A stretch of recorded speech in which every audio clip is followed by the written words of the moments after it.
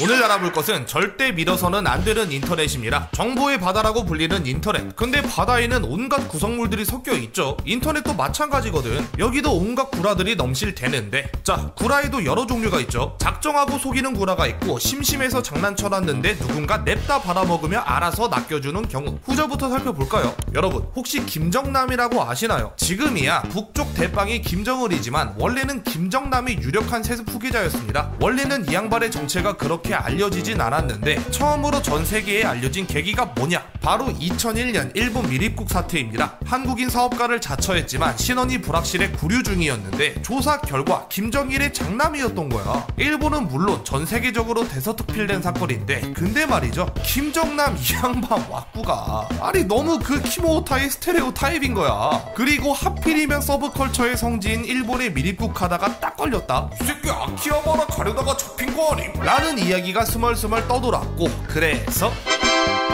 디지캐럿을 합성한 사진이 탄생합니다. 야, 이거 너무 찰떡 아니냐? 근데? 아니 너무 찰떡이었나봐. 이후 언론에서 김정남의 이미지를 쓸 때마다 이 사진을 너무 많이 쓰는 겁니다. 심지어 그 아래서까지 말이죠. 덕분에 김정남은 씹덕이다 라는 소문이 어느 정도 퍼지기도 했습니다. 근데 이건 합성 실력이 좋은 것도 있는데 그보다 배우 마스크가 너무 찰떡이긴 했다. 그죠? 북한 얘기 나온 김에 하나만 더 볼까요? 전 세계적으로도 그렇지만 북한은 우리나라에서 더 적극적으로 유머 코드로 쓰이죠. 특히 북한 말은 특유의 과격함과 익숙하면서도 낯선 그 어감 덕에 클래식한 유머 소재입니다. 막 오렌지 캐러멜을 북한에선 한라봉 쫀디기라 부른다 이런 거 유행했었죠. 아무튼 요 감성으로 누군가 러브라이브 선샤인을 사랑의 시랑 헤비소년단으로 수록곡인 해피파티 트레인은 행복한 당일 열차로 바꾼 영상을 만들어냅니다. 워낙 초월 번역에 때깔까지 잘 구현해서 컬트적인 인기를 얻었던 작품인데, 근데 이게 우리가 보기엔 골 때리는 합성물이지만 이쪽에 완전 문외 아닌 사람들, 특히 나이가 지긋한 사람들이라면 어떻겠어.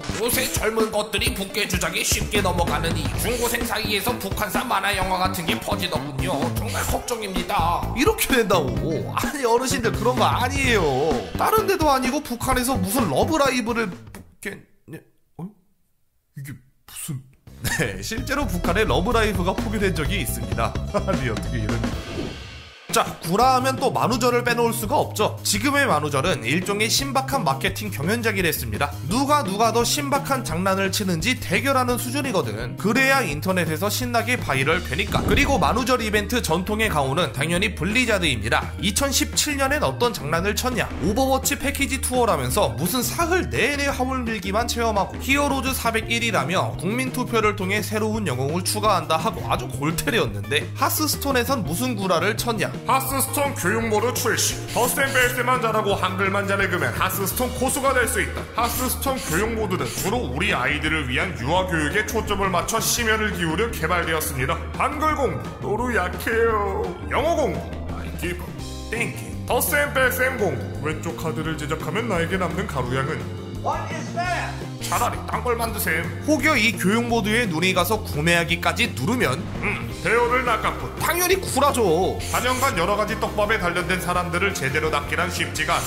그래도 방망이 깎던 노인의 기분으로 올해도 이렇게 포토샵을 돌린다. 이번에도 열심히 깎아낸 블리자드. 비록 다들 잔뼈가 굵어 낚이지는 않았지만 유쾌해하는 모습을 보며 뿌듯해하고 있었는데, 뜻하지 않은 곳에서 대여가 낚여버립니다. 대여의 정체는 한국콘텐츠진흥원 한콘질에서 발매하는 글로벌 게임 산업 트렌드란 잡지에 게임과 교육의 결합의 예시로 하스스톤 교육 모드가 소개된 겁니다. 사진까지 올려놨던데, 아니 객관식 문학 좀만 자세하게 읽으시지 그랬어요. 다들 만우절만 오면 이때다 싶어서 구라를 쳐대니 만우절 농담도 지겹다 하지만 그래도 가끔 이런 대여가 낚여주니 그 도파민 때문에 못 끊는 거 아니겠습니까? 아무튼 한콘진도 이를 뒤늦게 깨달았는지 이후에는 이렇게 하스스톤 모험 모드가 빠진 다른 판본이 나오게 되었다는 거.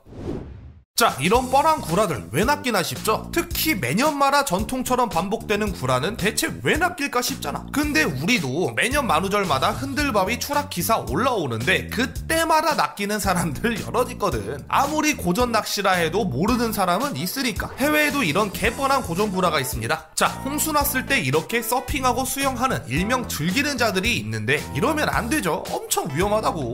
그렇긴 하죠. 수영하다가 막 자네 같은 거에 충돌할 수도 있고. 아니 그 상어가 헤엄치고 있거든.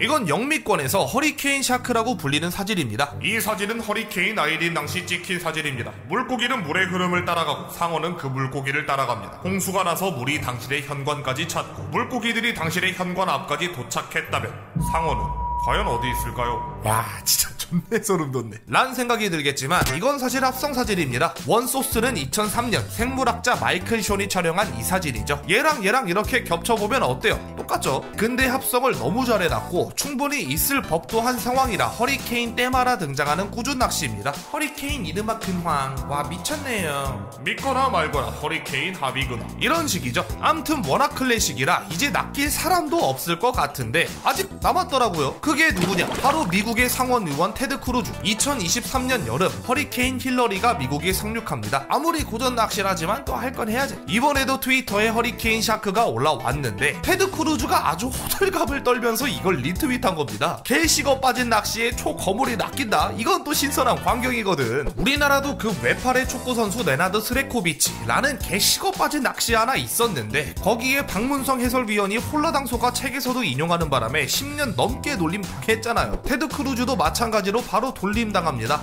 속보! 산타모니카의 상어 토네이도 발생! 제 트럭 사진은 어떠신가요? 제 친구가 LA에 사는데 뒷마당 수영장에서 상어가 나왔대요. 등등 그야말로 물 만난 상어처럼 놀려댔습니다. 근데 이게 외국의 일만은 아닌 게 2022년 허리케인 이안 때 우리나라 언론들도 집 앞에 떠내려온 상어랑 요트, 바다와 육지 경계가 사라진 플로리다 뭐 이런 뉴스를 내면서 그 당시에 떠돌던 또 다른 허리케인 샤크 영상을 소개했거든요. 당연히 쿨하겠지 이 사람들아.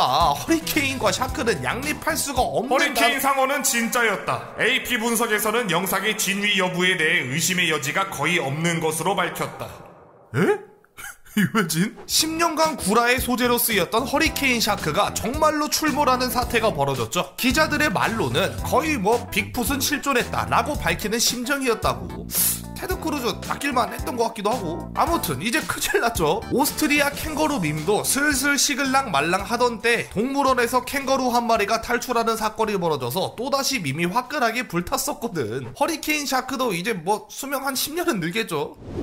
그런 식의 유머를 아시나요? 님들 이제 죽됐습니다. 제가 여기 해킹합니다. 레서 들어가 봤더니 대충 눈 흐리게 보면 그럴듯해 보이는 해킹 사진. 근데 자세히 보면 뭐 지뢰찾기, 녹음기, 스파이더, 카드게임 이런 거 띄워놓는 식의 유머글. 사실 속이려는 의지도 안 보이는 거의 한 10년도 더 된 클래식 어그로 유머글이죠. 근데 이런 거에 낚여주면 몇 갑절로 웃기거든. 예전에도 바른연의 길잡이라는 웹툰의 몇몇 컷이 젠더 갈등 사건의 발화점이 되어 해당 회차의 베릇을 먹으려는 페미, 안티페미 간의 고지전이 벌어졌었죠. 뭐 그 사건에 대해 얘기하려면 대본 한 바닥은 잡아먹으니 일단 넘기고, 이때도 누군가 아까 그 해킹 어그로를 한번 끌었습니다. 과연 실시간 해킹 중 하고 띄워놓은 건 VPN, CMD, 갤러리, 뭐 매트릭스 사진은 뭔지도 모르겠고 활용 점정은 메모장에 적힌 해킹 스타트. 근데 이걸 당시 싸우던 쪽에서 해킹 시도랍시고 가져가서 박제해버린 거야. 와, 나 설마 했는데 진짜라고? 저기 주소 좀 피됐다게. 진짜 할 줄 없나봐.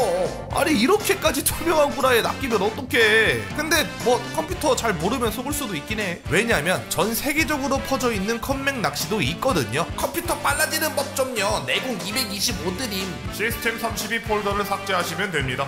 네, 직접 자기 컴퓨터의 심장을 찌르게 하는 컴맹 자결 낚시죠. 워낙 오래된 낚시고 전 세계적으로 횡행하기에 피해자가 속출하는데 마이크로소프트도 이걸 알기에 시스템 32를 함부로 삭제하지 못하게 막아놨습니다만, 그럼에도 이를 아득바득 지우게 하는 놈들이 있죠. 해외에선 특히 포첸의 악질 낚시가 유명합니다. 포첸에는 트라이포스라는 유비 판독 텍스트가 있거든요. 텍스트로 이런 모양의 삼각형을 만들라 해보면 유비들은 보통 이렇게 찌그러진 삼각형을 만들게 됩니다. 이게 좀 특이한 방식으로 만드는 건데 올비들은 이악 물고 방법을 안 알려준단 말이죠. 때문에 트라이포스를 만들려는 그 열망을 이용한 낚시들이 많았습니다. 개중엔 이런 것도 있죠. 트라이포스로 텃세 부리는 올비가 얄미우시다고요? 그런 분들을 위해 준비했습니다. 트라이포스 텍스트 2. 먼저 메모장을 켠 뒤 이 텍스트를 복붙해주세요. 그리고 트라이포스닷배트란 이름으로 저장한 뒤 이를 실행해주기만 한다.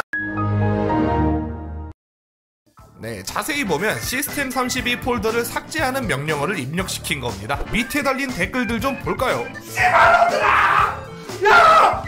한 명 갖고. 허나 갈수록 유저들의 잔뼈가 굵어 이 낚시가 점점 통하지 않게 되었는데, 그러던 중 신선한 먹잇감들이 알아서 4챈으로 기어들어옵니다. 그들은 다름 아닌 텀블러의 유저들. 텀블러는 SNS지만 급진적인 PC를 지향하는 소셜 저스티스 워리어들의 본진이기도 한데요. 2014년 텀블러 측에서 먼저 4챈을 공격하며 전쟁을 선포합니다. 근데 4챈은 영미권의 모든 커뮤니티와 한 번씩은 치고 받아보며 남의 사이트 망쳐버리는 데에는 도 같은 애들이거든. 텀블러 전체를 혐짤로 뒤덮다시피 하여 아주 개 작사를 내버리자 텀블러 측에서도 등장합니다. 이 상황을 끝낼 익명의 능력자가 말이죠. 텀블러를 공격하는 녀석들에게 우리에게 깝치면 안 된다는 것을 보여주자. 오퍼레이션 브런 4챈. 내가 알려주는 대로만 하면 얘네 싹 다 엿먹일 수 있음. 이렇게 저렇게 만들어서 이 파일을 실행만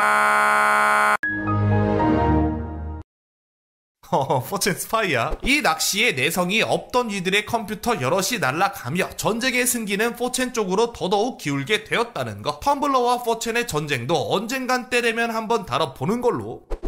또 보죠.